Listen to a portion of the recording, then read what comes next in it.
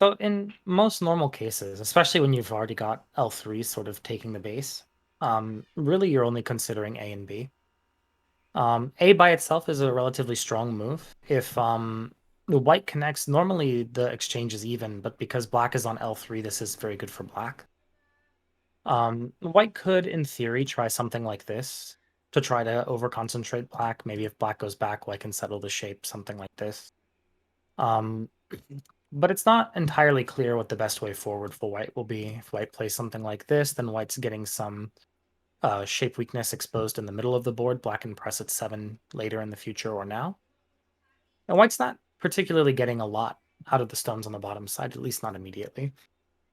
The cut, you have to be willing to sort of fight. So for example, you talked about the ladder during the game, right? This one. Hmm. You were sort of looking at what would happen if this ladder were to sort of snake up the board. No, look, it works for black, right? Hmm. So when that's the case, you almost always cut. Because when Okay. white extends, worst case you can just connect and then white's got to go here, right? Hmm. Um, but you can also fight.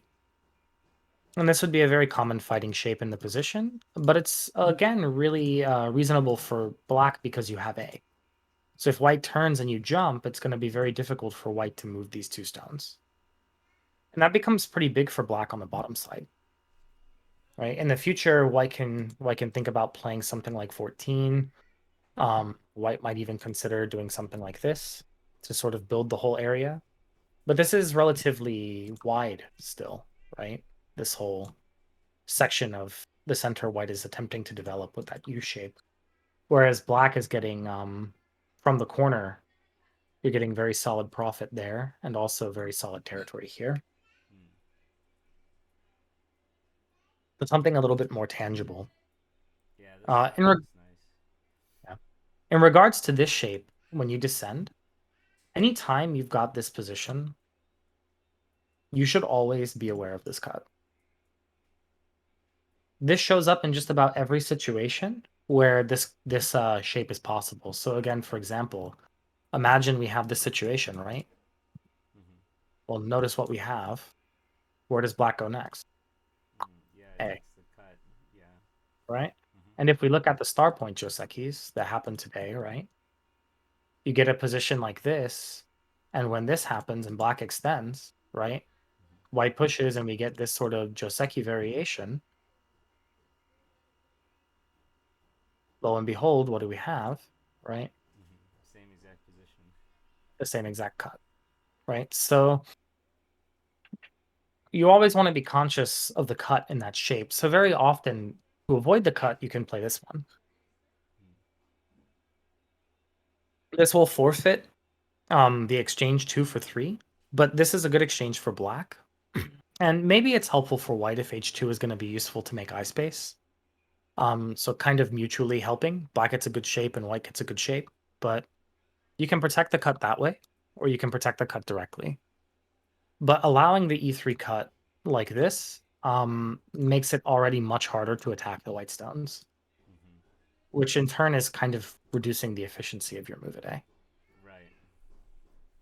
Now, if you play something like this, right, you're going to get this position, and the stone at 1 is very poorly placed. We would prefer that stone to be here, because then white g2 will not be sente, whereas in this variation, get black play away, this move will be a sente later, right? Hmm. And then white's getting to capture in the ladder, which is what white wants. And then if you simply connect the outside, like in the game, white can simply play this one and capture inside the corner. Hmm. And like this, black expect where black could have gotten territory before, none of this will be points for black anymore.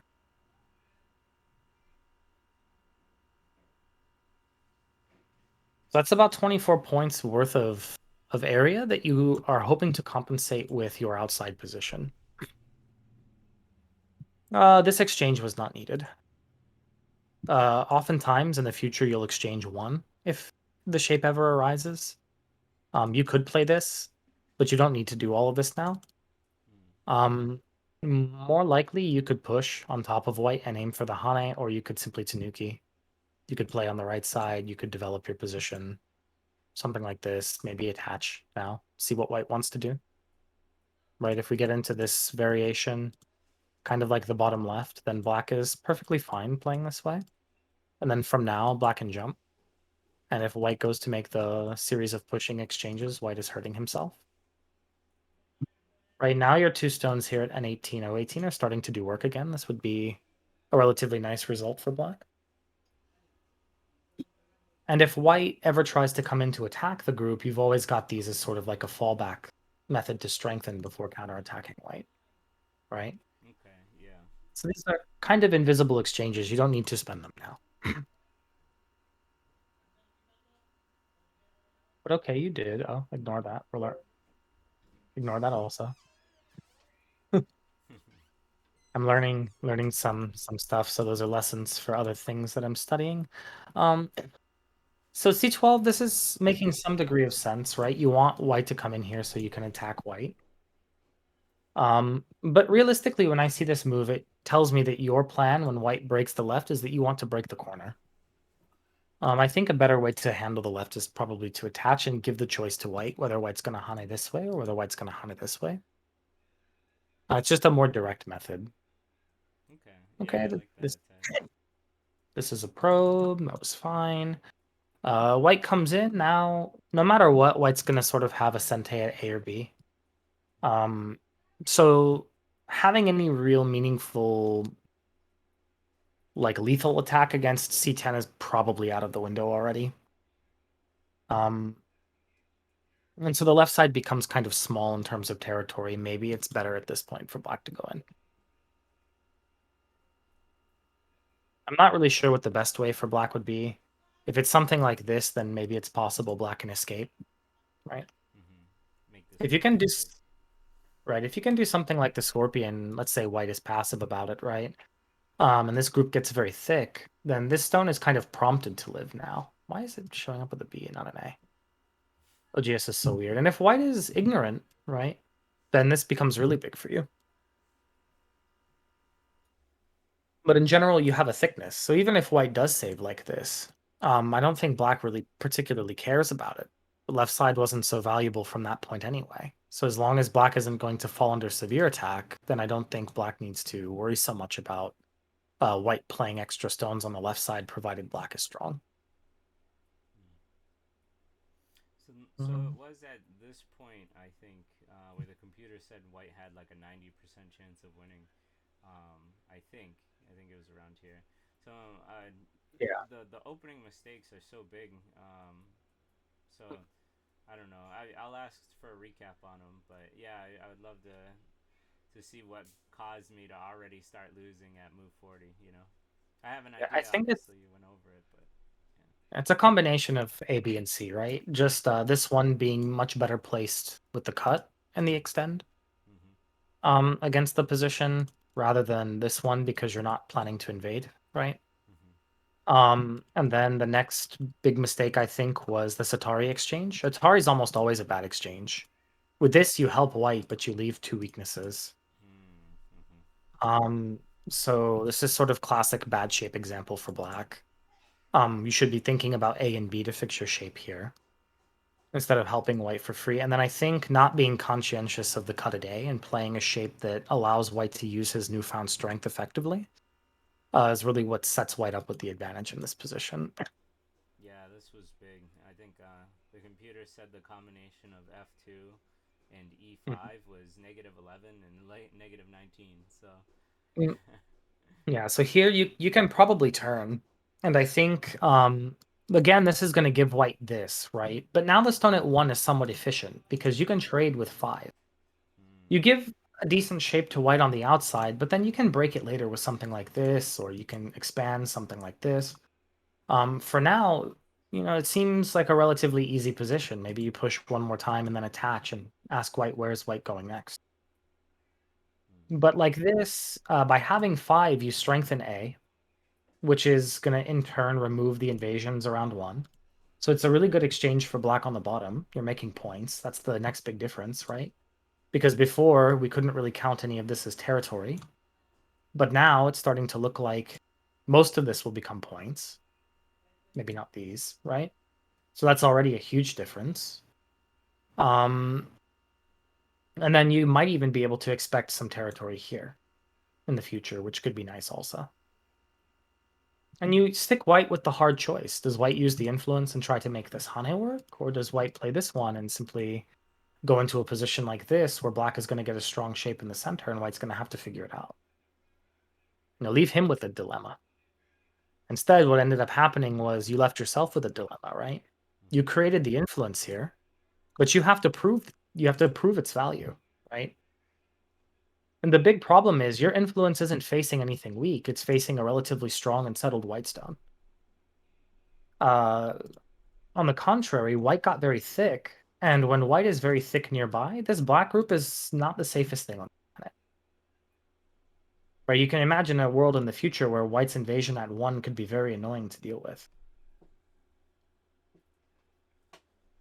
So a lot of things ended up happening here. Black inadvertently made the bottom right shape weaker to threats from above, maybe threats from around 1 or 2, threats from below at 3 or 4. You made an influence on the side here, but this influence isn't proven yet. It still has to do some type of meaningful work on the left-hand side. White's A stone is already proving its value because it reduces how far you can expand that influence, and white's thickness at G3 has future ill intentions against the bottom side, so that's also a good direction for white. I think that combination is enough to say white is, at the very least, maybe not winning, but white is definitely clearly advantaged. Mm. Yeah, Mhm. for sure. Yeah, I mean, this helps greatly. I'm definitely gonna have to Mhm. review this. Keep it in mind. And then from here, I liked the idea of attaching now to make strength. Um, but you can think about this to worry, right? Mm-hmm. Is that your next move? No.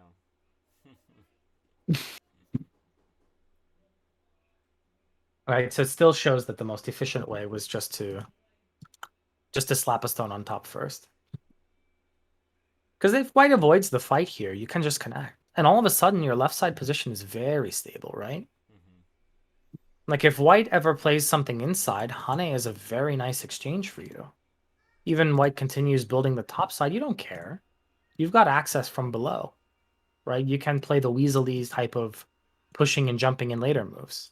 Mm-hmm. But for now, you get some attack like this going, you're going to get something, you know? The stone at 6 is very soft. So I think this one was a big miss.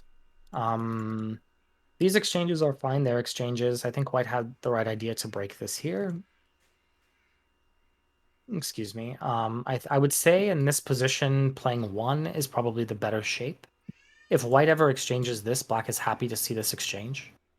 If white continues trying to build the upper side like this, black is happy for that also. Right? Okay. Yeah. It's a dog face shape here, huh? Yeah. It's another common move besides extending, because the problem with extending is white presses the vital point and all of a sudden you're not very comfortable. Mm. Right? This thickness still isn't playing right now in this left side fight. Mm-hmm. So your fighting contest is happening completely in the upper left quadrant. This is white's advantage, not black's. Yeah, that makes sense. Right? So if you can try to convert it to a position where like you're the one fighting and it's your advantage now, right? Mm-hmm. Something like this where you're the one that has the power here, that would be a much easier direction, I think, for you.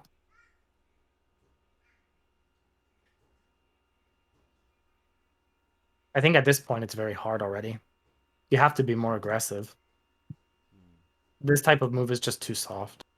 Like even white can just fly, and what do you do? Mm-hmm. Where's the follow-up? Yeah, I mean, black's still in trouble. Right? Or even better, white could probably attack with this move. It's kind of on the shape point. So I think something like this where you're putting a little more pressure, because now if white flies to the center, you don't really care, right? You just block it. Mm-hmm. White's going to have to make some answering in the corner, and then let's say it's something like this. Later, you've got moves like this if you need to strengthen the shape, or you can play on top of white here in the future to strengthen your shape. But you can build the wall and then you can begin to attack the four stones and kind of go for this idea of Tedomari, because even as white begins to make a presence here, it doesn't really affect the life and death of this group anymore, Mm-hmm. right? As long as that group is strong, whatever white does on the left side doesn't really have a meaningful left side follow-up. So you don't have to care about it. So you should be playing away from your thickness. Mm. Okay, this is some exchanges. My first impression is this one.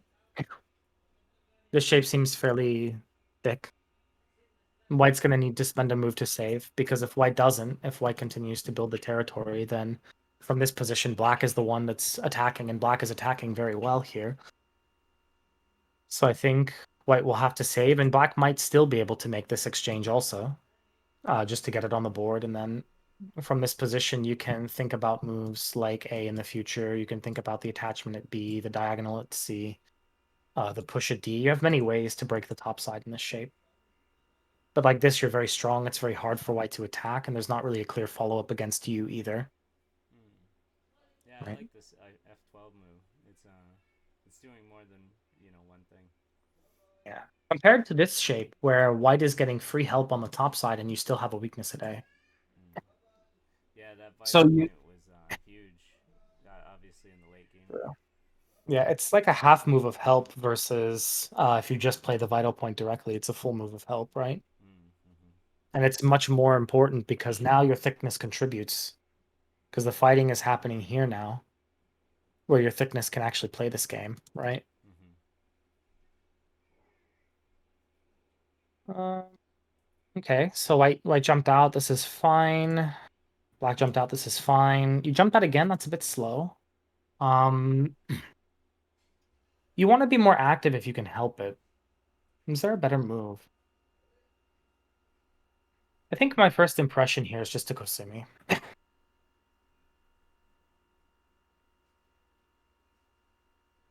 You're putting a lot of pressure on A. Mm. So if white spends the time to defend A, right? Then now you've got a much more powerful shape when you're going back to attack white from the center. And as long as the shape is thick, you've got forcing moves around A and B as well, if white ever tries to shoot through the gap. But something like this might be a strong attack for you. This one, the follow-up with the cap at L11 is a little bit soft. Okay, peeping was good. Now white comes back here, and you can kind of see it's like white again takes the vital point from you with this exchange. Mm-hmm. Mhm. Okay, this I like. My first impression is this is still big. Just to see if white's going to play here or if white's going to go with this one. If white does this one, you can answer with the empty triangle, and this will give you one of two follow-ups against the shape. And if white answers like this, then at least you know you've got the peep at 1 and the peep at 2 before you cover something like 3. And this is usually the most common way to seal the white position in this type of shape.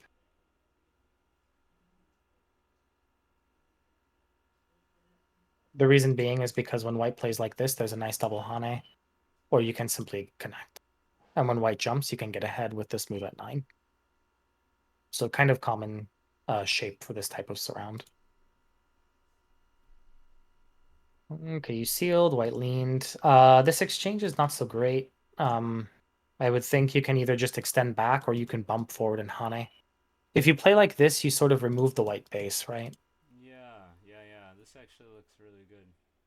Yeah, because if white plays the whole thing to capture, then now you extend back to 13, and your stone is a lot stronger in this type of fighting, right? Yeah, yeah, I see that. Mhm.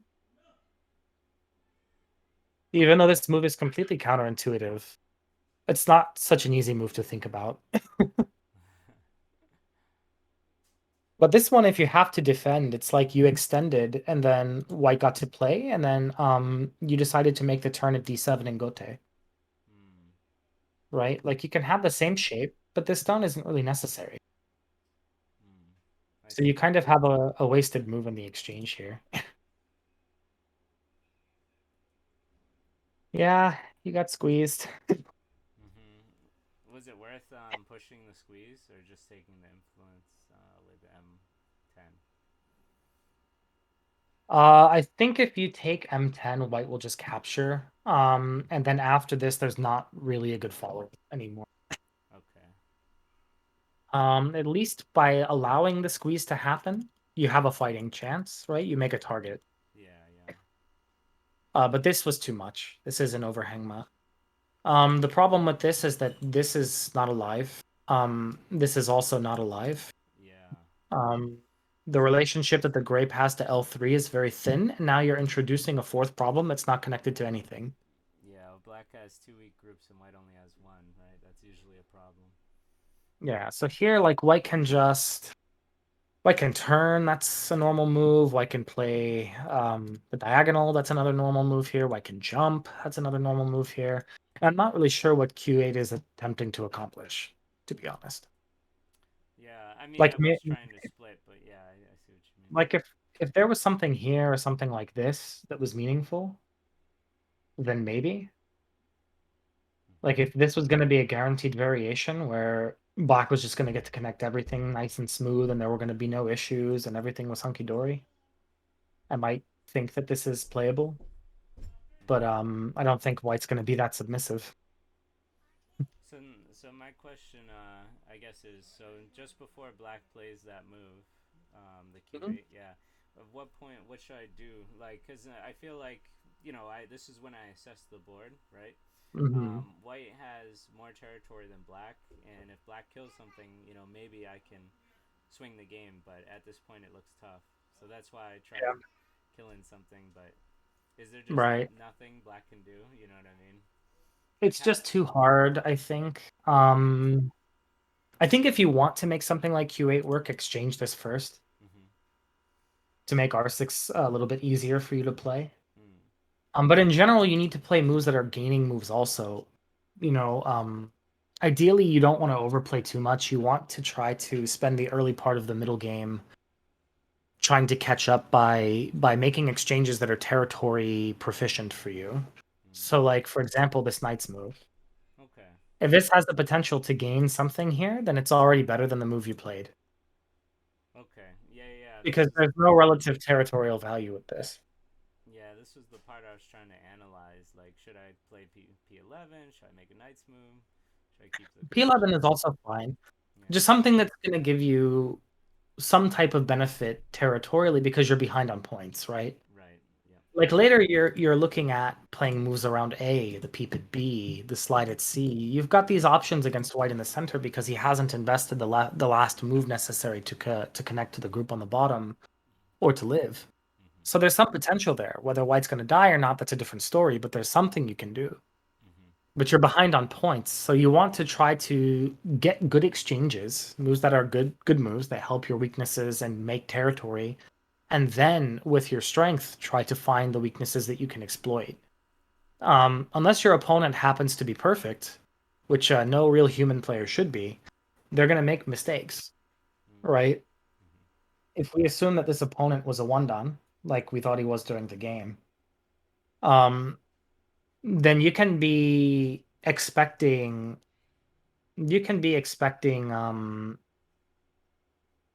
him to make a mistake maybe every 3 or 4 moves. Mm-hmm. And I think on average, like most 5 don plus players tend to make a mistake one in every 7 to 10 moves. Something to that effect, I think. So the mistakes will come, you just have to be patient. Mm, yeah. Oh, white did not defend. Interesting. I was thinking maybe white would connect and try to force black into some situation to play Atari and then do this. This one might have been premature.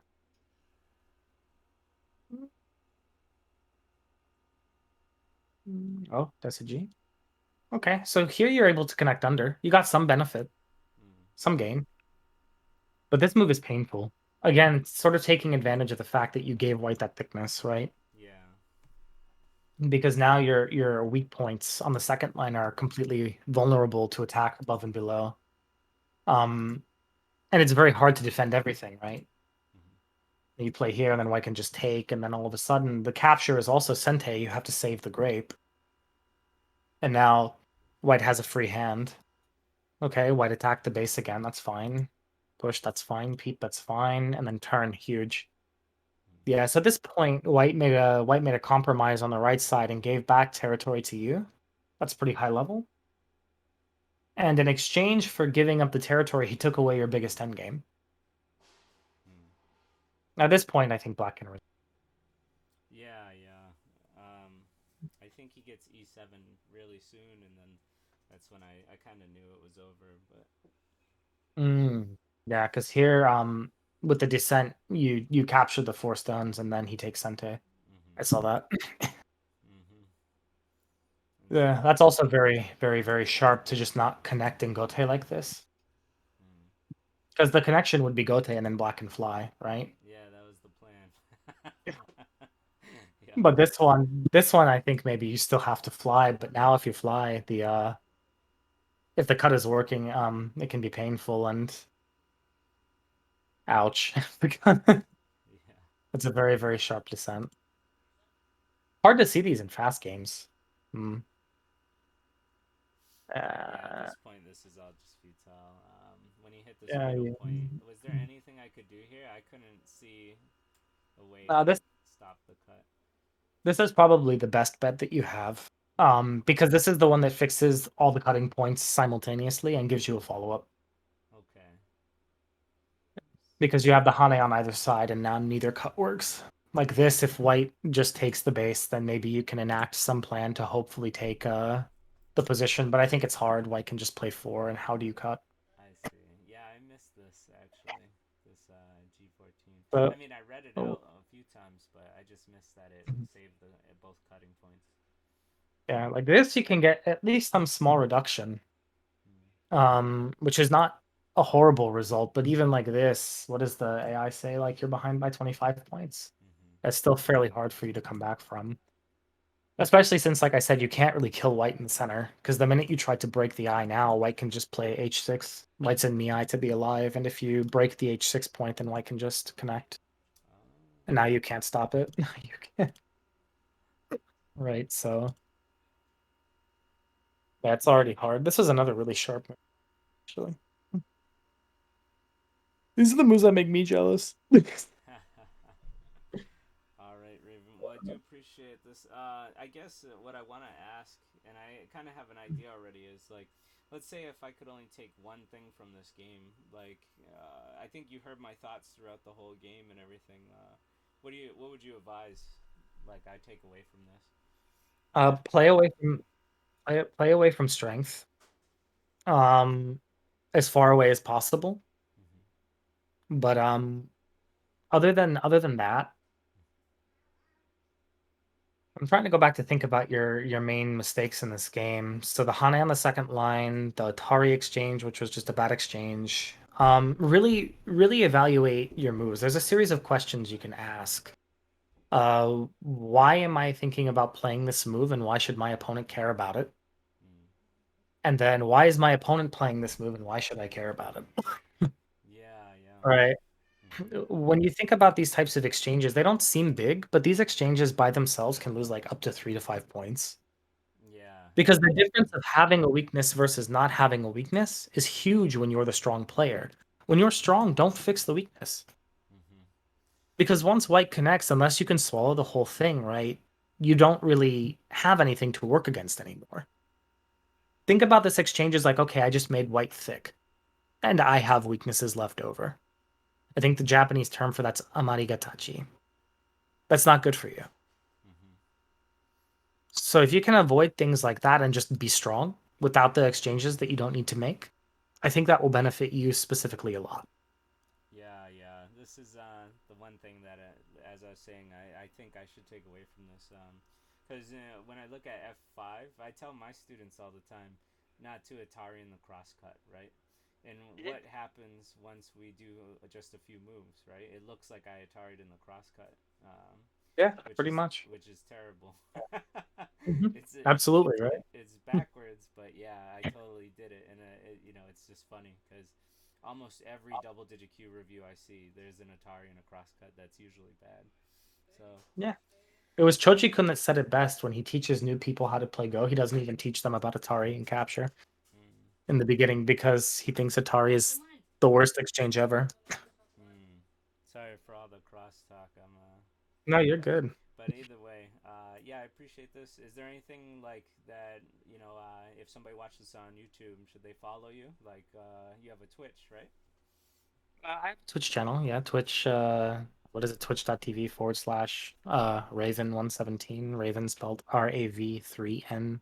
All right. Yeah, Um, I'll quickly. I think I have it on. yeah, I have it up. Yeah. So guys, check out. Do you have like a regular scheduled stream? not regular scheduled. Typically I stream important things like my idle games, or if I'm with certain students and we're playing Don level players on Fox and I'm explaining what's going on. Hmm. I might play players ranging from 3 Don to 9 Don and just really kind of going into detail about what's happening on the board, trying to get people to sort of understand what they're thinking about or what they might be thinking about based on the moves that are happening, what I would be thinking about, what they would be thinking about, compare, contrast, that kind of stuff. Awesome. Well, yeah. Let Mm. me throw you this promotion. I don't know how many people are gonna watch this, but if you guys check out Raven, he has a Twitch, and hopefully we'll be able to do more reviews in the future. I really appreciate it, man. Yeah, not a problem. Thank you so much. Thank you.